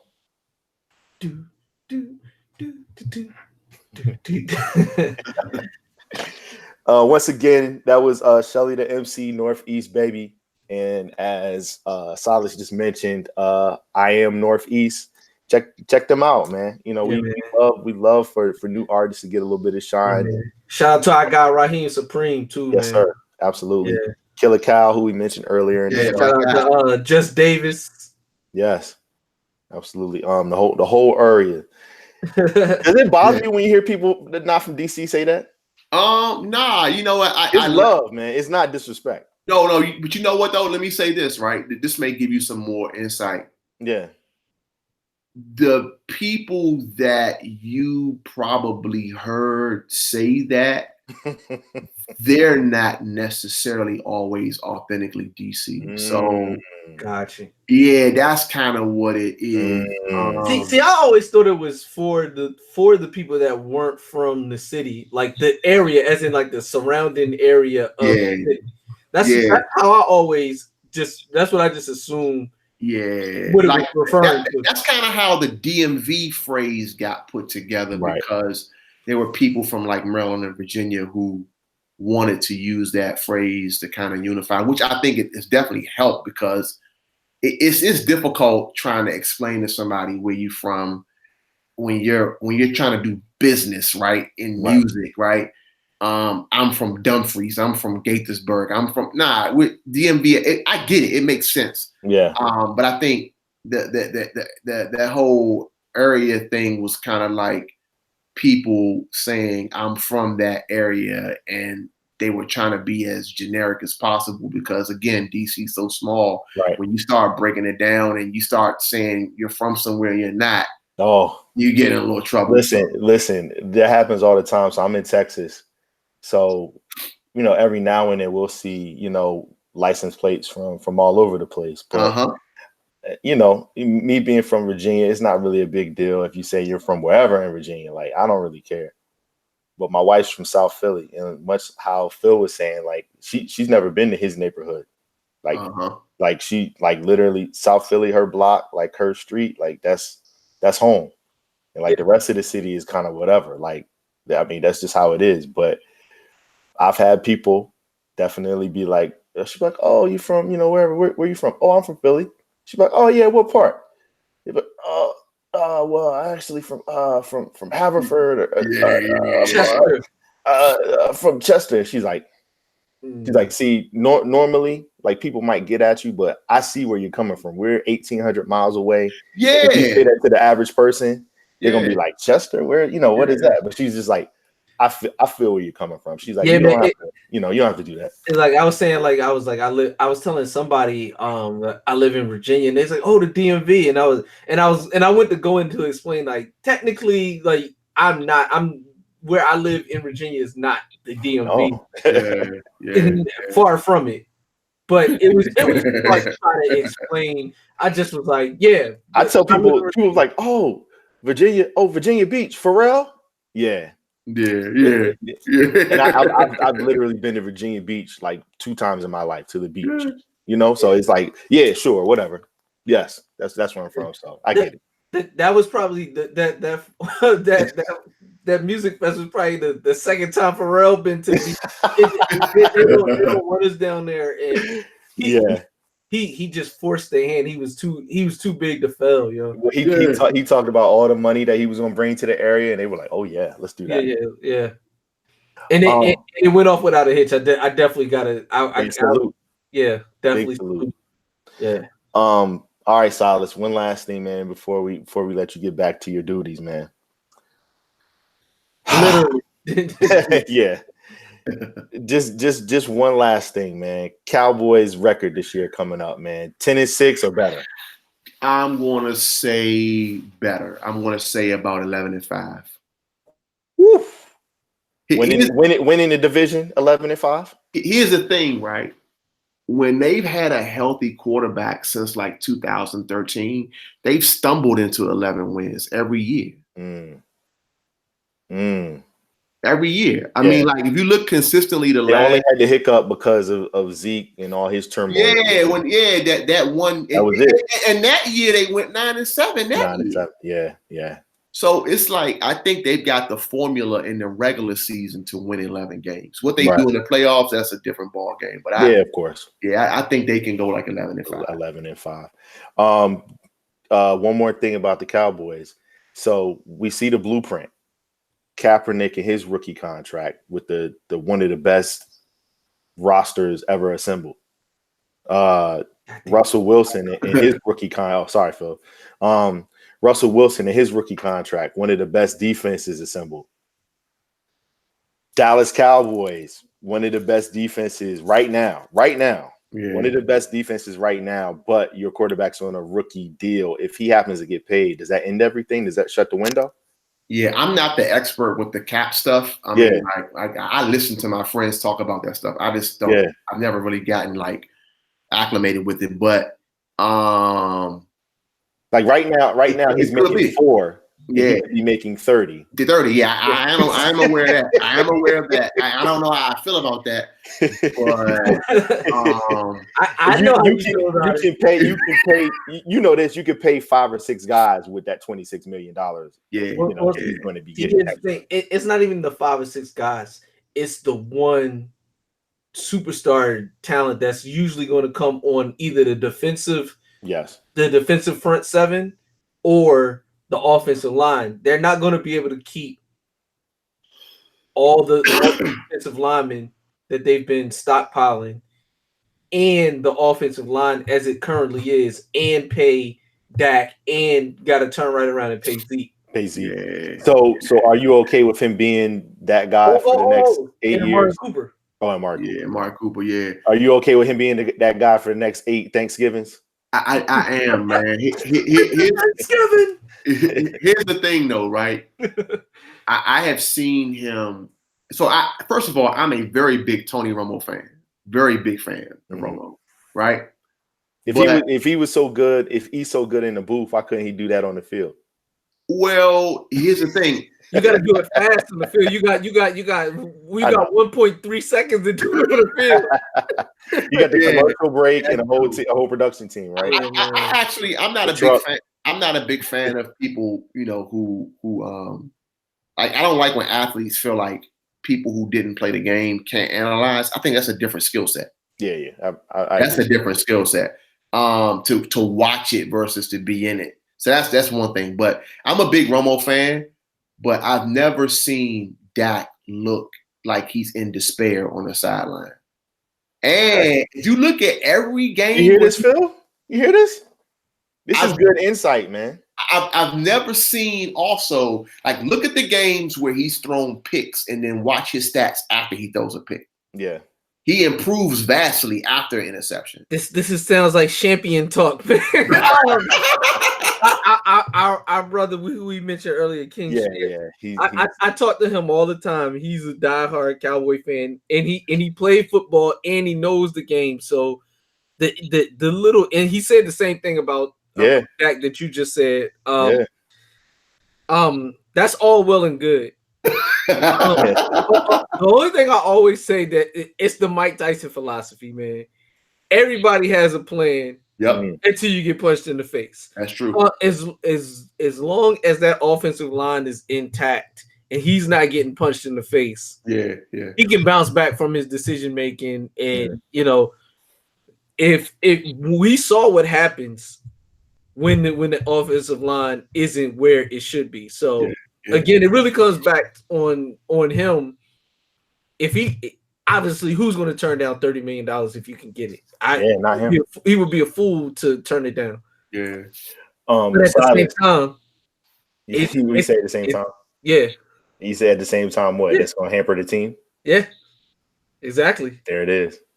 That's the catch-22. Yeah. I mean, that all that means is we got to win it this year. I don't think people could take it if y'all did, man. Oh my god. But even though you have jokingly said it, that's the dead serious truth. The way the NFL is structured, you almost have to get it. You have to get your quarterback, get them playing. That's why you can't wait for these dudes to develop. You gotta get them in there, play them. That's why if you look at all the dudes that have gone to the Super Bowl, we mentioned Joe Flacco. Joe Flacco won the Super Bowl. He was on his rookie deal when he did it. He played against Kaepernick, who was on his rookie deal. Russell Wilson went to back-to-back Super Bowls on a rookie deal. Yep. The only other dudes that went to the bowl that had created, Matt Ryan, I think he didn't get his money until the year right after he went to the bowl. Yeah. But yeah, that's cheap. Yeah, but Brady takes hometown discounts because his wife is, Uber. Yeah, paid. She got a bag. Yeah, she got a book bag, a duffel bag, a suitcase. But the only dude that we really seen that was getting ridiculous amounts of money was Peyton, and that's only because everybody else around him was on rookie deals. Yeah, Von Miller was on a rookie deal, and he got paid the next year, and then they didn't go back. Yeah, after they won. So it's they have receivers on rookie deals, offensive linemen and defensive linemen on rookie deals. I think only Peyton and a couple of the corners were getting top money.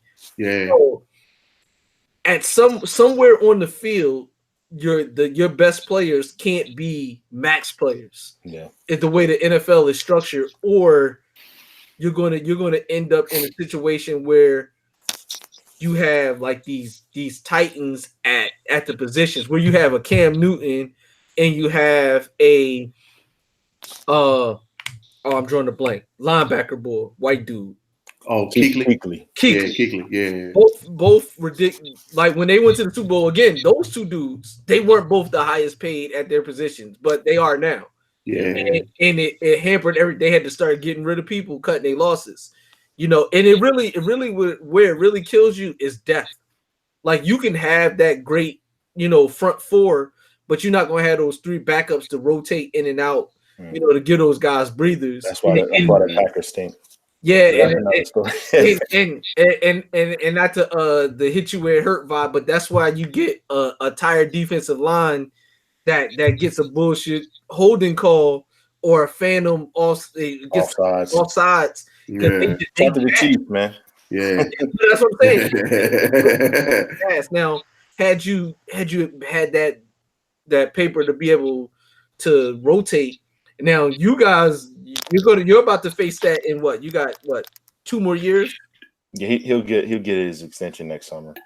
Yeah, but you got 2 seasons. Yeah, of this football where you could load up in other positions, and that's where they taking their shots. If you're one offsides away from being in that convo with the cheap quarterbacks picking the championship. Yeah. Well, we're gonna meet the Cowboys in the Super Bowl, Silas, and when we do, we're gonna have to get you back on, man. Yeah, cheap Cowboys. Oh God, that's so disgusting. Yeah, we appreciate you, brother, man. We appreciate you hanging out with us. I appreciate you guys, man. Yeah.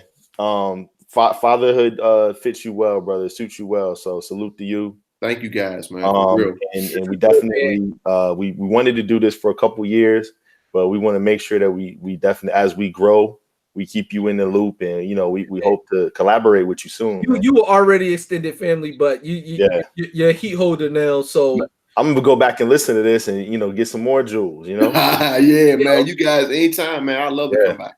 I appreciate it, man. Phil, anything you want to say to Silas before we let him go? Man, just appreciate everything you're doing. We need so many more people across this great nation and across the world, honestly, to follow your lead. I mean, we could all do more, but just everything that you do on behalf of your hometown has to be commended. Is nothing but respect to you for everything that you're doing, man. We appreciate you. And all I ask is when you get in that mayor's seat, man, never, ever, ever, ever, ever let them get away with the team name. I know we've thrown it about a few times here. We have to do something about it. It's a little personal thing that I got with the OG Americans, but that's a whole nother podcast that we'll talk about. Oh, we'll talk about that off air actually. But I'll know you'll be in a position to force their hand. That's actually why a part of the reason why they haven't come back to DC actually. Yes, it's part of the reason. I've heard that. Yeah. It's the town is so liberal now that there's no way that they could get away with financing a stadium. And every time the Redskins get good, that's when the topic comes back up. Because they want them, they want them back in the district. They want them back in the district. They've set up the infrastructure for it. They put together the streetcar, which conveniently stops right at RFK. Because when you go to FedEx, there's nothing to do out there in Landover, right? But when you go to RFK, you take the trolley down to H Street, and that's like the bar central. Right. So it would be a great revenue thing, but OG that's the missing piece. In order for them to come back, they would have to have that conversation. Yeah, definitely. And it's nothing but them just being stubborn. Like, there's no reason why they can't change it. Yeah, there's no reason why they can't. If bullets was something that you didn't want to have, why would you want to have that then? Well, A. Poland was the person behind the bullets thing. He owned the bullets, so he was the one that changed it. He felt that given the violence at the time in the 90s. Right. So and Snyder's like whatever, kiss my ass. Pretty much. Yeah. Well, hey man, listen, we're gonna talk to you about this very soon in terms of just everything else you got going on between now and then, man. Salute, and we'll be in touch. Thank you, brother. My man, tissue in the tape, man. My guys, appreciate y'all. Yeah, man. Silas Grant, everybody. Yes. Peace. Thank you. Thank you guys, man. I enjoyed it, man. I love this stuff, man. No doubt, man. All right, Phil. We got 2 minutes to just cover some things just real quick. I'm gonna talk very fast and then you'll sign off. Okay. Wu-Tang. Showtime's Of Mics of Men. Phenomenal. It's available right now. There's 4 episodes. It's a docuseries. Please check it out. Learn about your favorite supergroup, Wu-Tang. Netflix, Ava's When They See Us, May 31st. Trump was wrong as usual. Yeah, oh yeah. No, and this is another somewhat of like a series as well. So definitely got to check this out as well. Might be a little emotional to get through, but about the Central Park 5. Yeah. Phil, you'll like this. Netflix is Beats, starring Anthony Anderson, Yuzo from Orange is the New Black. June 19th. Trailer is out. Looks pretty good, man.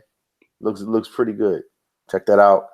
Speaking of Hampton University, we just had 3 Hampton grads on the line, so we got to talk about another one. Wanda Sykes, Not Normal. That'll be available on Netflix. May 21st. Salute to her on Big's birthday. Haha. And last but not least, man, the greatest, the GOAT, the greatest of all time, Muhammad Ali, his Spring Hill production / Uninterrupted / LeBron and Maverick / whatever you want to call it. Their documentary, What's My Name, Muhammad Ali, is currently out on HBO now, directed by Antoine Fuqua. Definitely something you got to check out, because anytime Muhammad Ali is documented, and you know how LeBron gets down, it's going to be thorough. You got to check it out, man, because he's the greatest. Absolutely. On that note, man, listen, I'm Silas Grant when I'm by myself.